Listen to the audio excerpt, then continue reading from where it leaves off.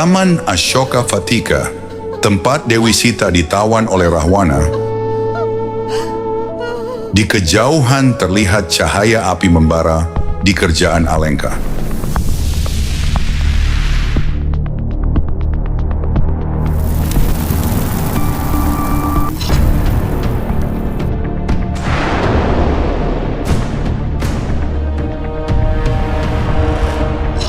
Ya, Alenka telah terbakar, Hanuman telah datang. Rawana membuat kesalahan besar dengan membakar sang pembawa pesan hidup-hidup. Hanuman membakar kerajaan yang makmur dan kaya raya, Alenkapura.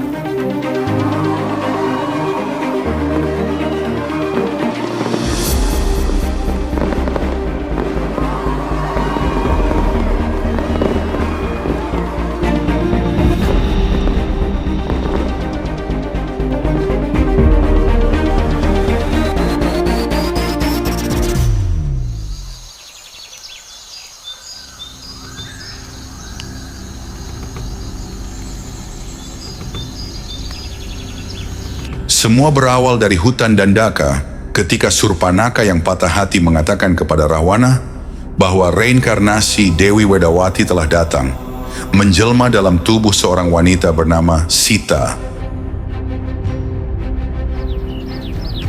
Hutan Dandakaranya yang damai, tempat pengasingan Rama dan Sita, tiba-tiba dirobek oleh jeritan putus asa. Bukan jeritan biasa, melainkan ratapan seorang dewi yang diculik. Dewi Sita, perwujudan kesucian, direnggut paksa dari pelukan suaminya. Dan Sri Rama, awatara Dewa Wisnu di bumi, pangeran sempurna yang tak terkalahkan, menjeritkan namanya ke angkasa. Hatinya hancur, raganya terhuyung. Bagaimana ini bisa terjadi? Mengapa kegelapan begitu berani menantang cahaya? Mengapa takdir begitu kejam pada sang ilahi? Bagaimana mungkin seorang reinkarnasi Dewa Wisnu begitu menderita kehilangan wanitanya? Ini bukan sekadar kisah tentang penculikan. Ini bukan kebetulan semata. Ini adalah penderitaan yang telah dituliskan jauh sebelum Rama terlahir. Sebuah benang takdir telah dirajut, sebuah kutukan telah dilontarkan, dan sebuah janji telah terukir dalam api abadi. Ini adalah rangkaian takdir dari cinta sejati Rahwana kepada Dewi Wedawati yang tak sampai. Bahkan, Wedawati sempat mengucap sumpah sebelum kepergiannya. Rahwana bertahun-tahun menunggu cintanya terlahir kembali. Kemudian, takdir itu singgah dan menuliskan ceritanya di kerajaan Mithila, sebuah kerajaan agung yang diperintah seorang raja bernama Janaka. Namun, semuanya bukan tanpa sebab. Jauh sebelum itu terjadi, tertulis rapi dalam Narada Purana dan Padma Purana, kutukan Resi Narada kepada dewa pujaannya yang telah mengkhianatinya, yaitu Narayana. Dari sinilah semua berakar. Benang-benang karma ini dirajut sempurna oleh semesta menjadi rangkaian peristiwa besar di zaman Dwapara Yuga dan ditulis indah oleh Maharishi Walmiki. Dan kali ini kita akan mengurai benang-benang takdir itu dalam kisah Ramayana.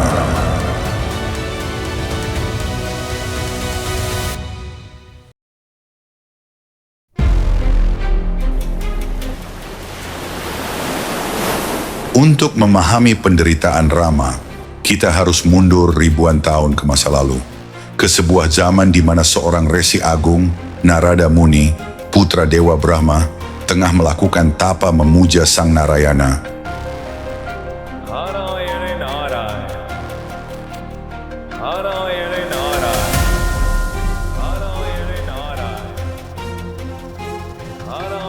Sebuah meditasi yang begitu dahsyat hingga getarannya mengguncang seluruh alam semesta, dan kekuatan tapa Narada telah sampai di Indraloka.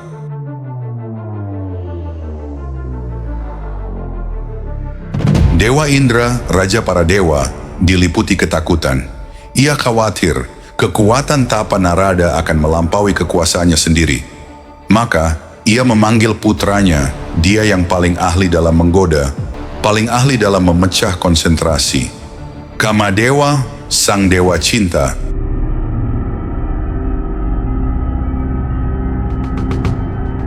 Kamadewa mengerahkan segala daya upaya. Pesona bidadari Dewi Rati yang turun bersamanya. Wewangian memabukkan, melodi syahdu dan tarian menggoda para apsara. Semua dilemparkan ke hadapan Narada. Namun kesucian hati Narada adalah benteng tak tertembus. Baktinya pada Dewa Wisnu bagaikan baja, ia tak tergoyahkan. Narada telah memenangkan ujian terberat.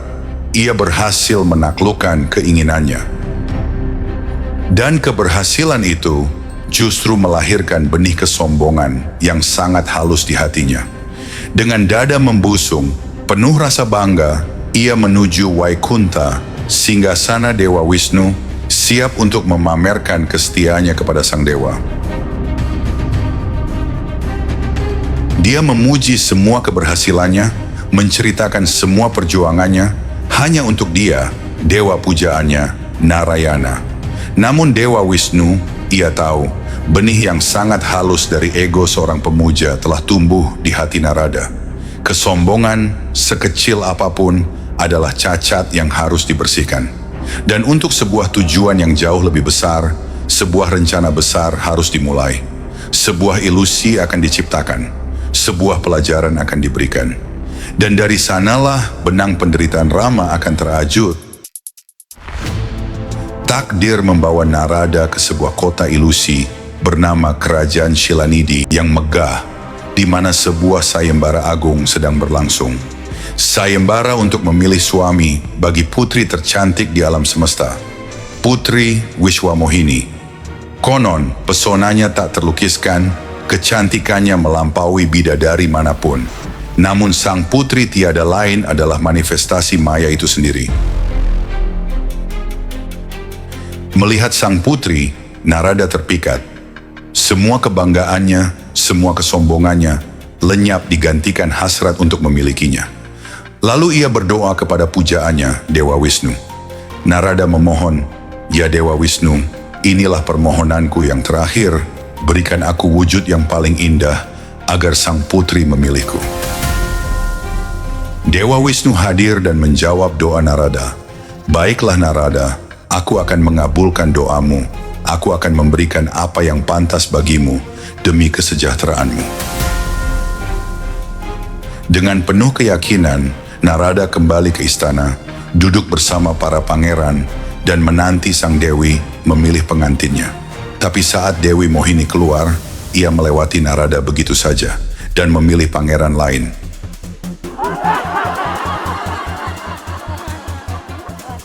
Tidak hanya itu, kekecewaan Narada bertambah ketika Dewi Mohini dan seluruh pangeran lain yang hadir menertawakan Narada. Hati Narada remuk, dunianya terasa runtuh. Terlebih lagi, sang putri memilih seorang pemuda tampan tak dikenal yang tiba-tiba muncul di sana. Narada melarikan diri, merasa heran, malu, dan merasa dipermainkan.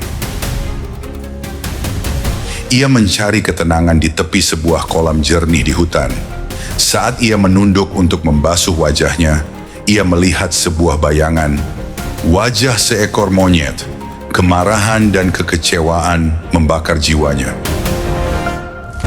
Ia merasa dikhianati oleh dewa pujaannya sendiri. Dalam kemarahan dan kesedihan yang meluap, Narada melontarkan kutukan maha dahsyat kepada Dewa Wisnu. "Wahai Dewa Wisnu," teriak Narada, "karena engkau telah mempermainkanku dan membuatku menderita perpisahan dengan kekasih yang kuinginkan, maka ingatlah, engkau pun suatu hari nanti akan merasakan pahitnya berpisah dari kekasihmu. Dan ketika saat itu tiba, engkau akan terpaksa mencari bantuan dari makhluk-makhluk berwujud kera untuk menemukan kembali cintamu." Dewa Wisnu tersenyum tenang. Ia menerima kedua kutukan itu dengan lapang dada, karena ia tahu inilah kepingan takdir yang harus terpasang. Inilah benih-benih penderitaan yang akan ia pikul demi menegakkan dharma. Inilah rencana ilahi yang telah dimulai. Namun benang takdir tidak hanya dirajut di surga. Sebuah benang lain telah direntangkan oleh sebuah sumpah. Sebuah sumpah yang lahir dari kesucian yang dinodai.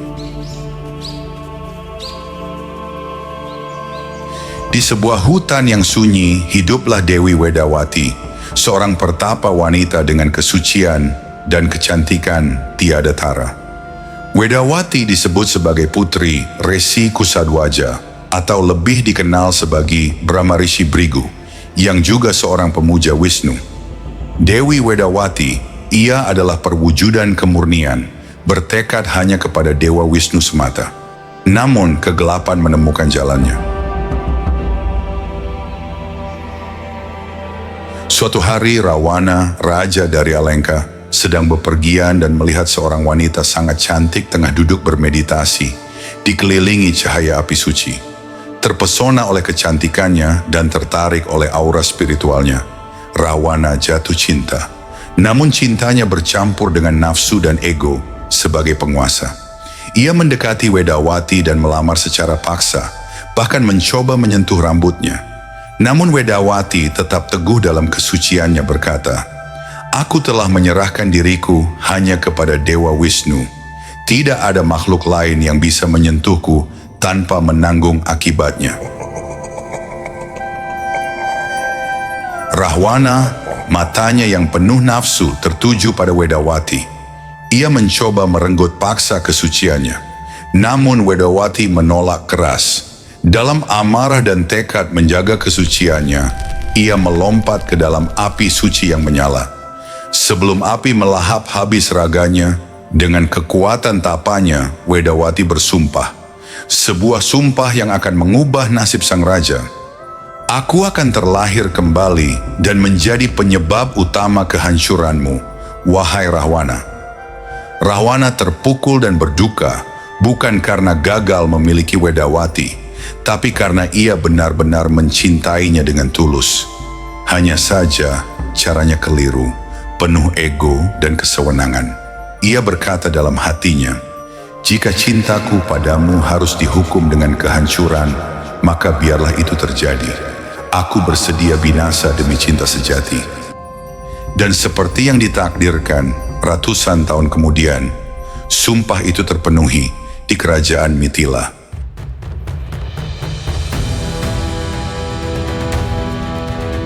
Raja Siladwaja Janaka merasakan keanehan pada wilayah kerajaan Mithila. Dahulu Mithila adalah sebuah kerajaan yang makmur, subur, gemah ripah loh jinawi. Namun tiba-tiba semua berubah. Kekeringan melanda seluruh wilayah kekuasaannya.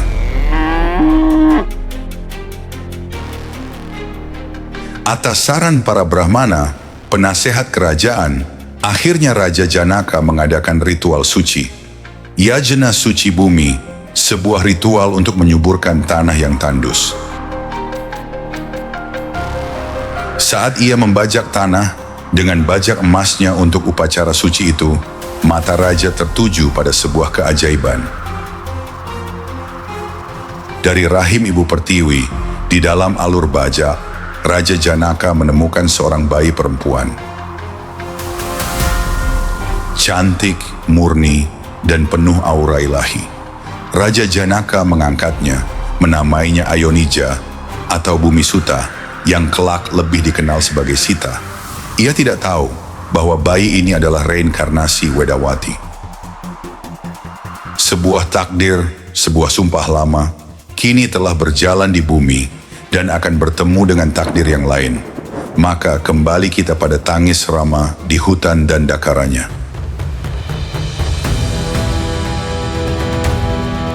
Kini kita memahami penderitaan Rama dan mengapa Rahwana mati-matian memperjuangkan Sita bukanlah sebuah kebetulan. Ini adalah hasil dari sebuah kutukan yang dilontarkan oleh Narada yang patah hati dan dari penantian Rahwana selama bertahun-tahun menunggu cintanya. Ini adalah hasil dari sebuah sumpah yang dilontarkan oleh Dewi Wedawati. Sebuah sumpah yang menjadikan Sita sebagai benih kehancuran bagi Rawana. Semua benang takdir ini berjalin sempurna, menjerat Rama dalam penderitaan, namun juga menuntunnya pada tujuan ilahi. Untuk mengalahkan kegelapan, untuk menegakkan dharma, dan untuk memenuhi semua takdir yang telah digariskan. Kini, Rama harus menghadapi konsekuensi dari takdir yang terajut. Ia harus mencapai Alengka.